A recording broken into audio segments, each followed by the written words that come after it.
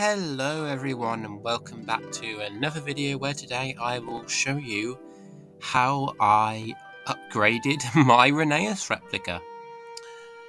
So as you can see from some of these older photos that I'm putting on screen now, there are a lot of things with the model before that weren't really that good. He was way too dirty, he had a face that wasn't the best, it was too dark.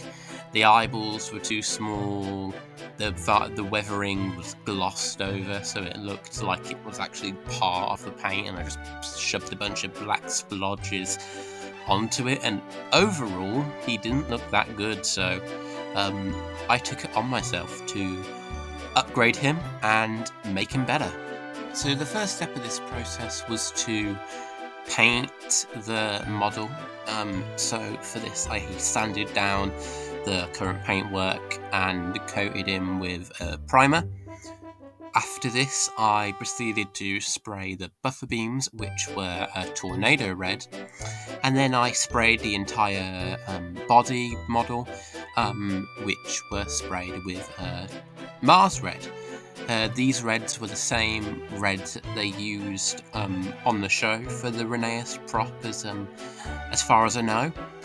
Areas that I didn't want to be painted, like the roof or the buffers themselves, were masked off, so I could apply a black acrylic for them later on. And when the paint was dry, I proceeded to do just that. Thanks to the masking tape preserving the original coat, all I had to do really was touch up any areas where the paint had bled through the masking tape.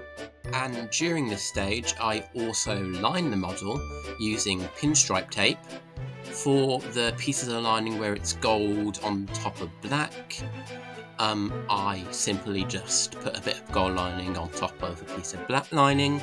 The gold lining was slightly trimmed down so you can still see the black underneath, and I think it gets the job done. Now, it isn't as precise as, say, the vinyl transfers I would have had on the show, but you know, it gets the job done. And as well, I should note that the black lining around where the number 2 would be is also slightly a bit bigger compared to the prop. Now, that isn't because I misapplied it or something like that. It's simply because the lining that I use is just too big in itself. It isn't really too big of a deal for me. It's kind of a minute thing. It doesn't really detract from the model, and considering that I put those pieces of lining in the exact place where it is on the prop with the exact distance from the edge of the piece it's on, it's really not too big of a deal for me. It gets the job done, that's the main thing. Now, once I had applied the lining, touched up all the areas that needed to be touched up, I reassembled the model briefly to take a small photo with the old face on the model, and as you can see, it doesn't really look that good on it. But after I did all that, I proceeded to varnish and weather the model. Now, this was arguably the most important part for me because I've always messed up weathering in the past, as you probably well know.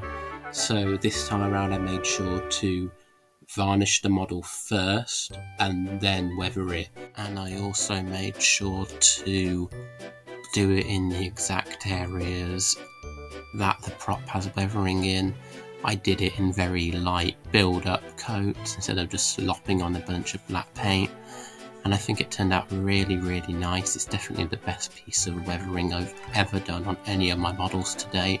Now, the model was pretty much done at this point. The only problem really was, of course, he had no name and number plates.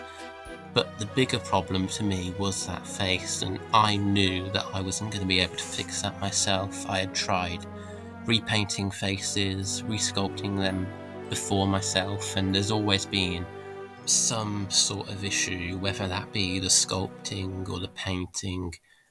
I just knew that I wasn't going to be able to do it myself. But there was one person I knew who could do it, and that person was my good friend Spud, or you may know them as Dud Spud on Twitter. They have made their own large-scale replicas and some absolutely beautiful faces to go with them, and I knew that they were the right person for the job. But because I didn't do this part of the model myself, Spud has kindly volunteered to explain to you all how they made the face. So sit back and I will hand everything over to them. Hello, Spud here. James asked me to record a short clip explaining how I made his Rheneas face. I was originally going to make the face from scratch, until he gave me the brilliant idea to reuse an old Sir Handel face I had made. It was a shocked face, the little circular mouth, which we knew fit on his Rheneas model. Having made this decision, I cut him down to size, that is, I cut Sir Handel down to size, not James, to give myself a suitable base to work off. He was essentially just a disc with 2 holes for eyes. At this point, I shaved back the eye holes and then sculpted a new mouth and nose to match the prop. The mouth I sculpted by making little sort of strips of clay. I rolled out little strips and pressed one side of the strip, that is the side above the mouth and below the mouth, into the face to make a smooth transition. The side which goes against the black portion of the mouth I did not smooth into the face, because then it would have looked really weird. The nose I sculpted by making roughly the shape of Rheneas' nose as a separate little ball of clay, which, if you're curious what the shape of Rheneas' nose is, it's sort of like if you had a burger with 2 top buns, but one of the top buns was really tall for some reason. Once I'd finished doing that, I sprayed him with grey primer to find all of the rough spots, all of the patches where there were jagged edges from where I had been cutting off old bits of the face, any patches where I hadn't properly filled in a gap. I sanded that all down, added new material, so on and so forth. I did this again, resprayed it, resanded it about 4 times until I was happy with the face. Initially I used low grit sandpaper, then moved up to higher grit sandpaper. Eventually I was using paint sandpaper which is specifically designed to be used on paint. I was using that on the base clay, just to make sure it had a truly smooth finish. Then I resprayed it with the grey primer, which was to be the final colour of the face. And then I very delicately, using black acrylic, because there's absolutely no reason to use anything more expensive, I painted the inside of the mouth and the eyebrows.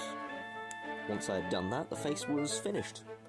I also decided, just for fun, and because James asked me to, it would be quite nice to make one of the little production bags that the faces are often found in the present day. So I did that. I just took a little bag, wrote the words Rheneas on it with a Sharpie, and a little number. And that's how I did that. Again, massive thanks to Spud for volunteering to give that little explanation of how they made the face for this video. I highly appreciate it. I'll link their Twitter and YouTube accounts in the description below if you want to check them out. They do amazing work. They've made their own models. They're an absolutely amazing friend, and I couldn't have completed Rheneas' refurbishment without them. One last thing that Spud made for the model were some name and number plates. These were made using a cricket cutter, and of course were made to match the large scale model. And once those were complete, a week or so went by and I took the model in its current state without the new name and number plates and the old face to the Tug's 35th anniversary event that was held at the Midland Railway back in April of this year. And at this event, Spud gave me the new name and number plates as well as the face. I put them on the model, and then the model was pretty much fully refurbished. We also took some photos at the event of my Rheneas and Spud Scarlowy together, which was really nice, as now the models just really nicely complement each other now, with Rheneas' new face, the new name and number plates, the repaint. They definitely look like Rheneas and Scarlowy's large-scale props are together if you view this image. These images out of context. And that's pretty much it on how I refurbish my large-scale Rheneas replica. This has definitely been my favourite model to work on for the last year or so, and definitely my favourite one I've ever built to date, especially now with the new repaint, the new face, etc. It genuinely makes me feel like I have the large-scale prop in my house at times, you know? Again, I also want to give a big thanks to Spud for making the face and name and number plates. Definitely check out their YouTube and Twitter profiles, I'll link those in the description. And thanks to all of you guys for watching and supporting me on this journey. Anyway, that's all from me. I'll see you guys in the next one. Take care.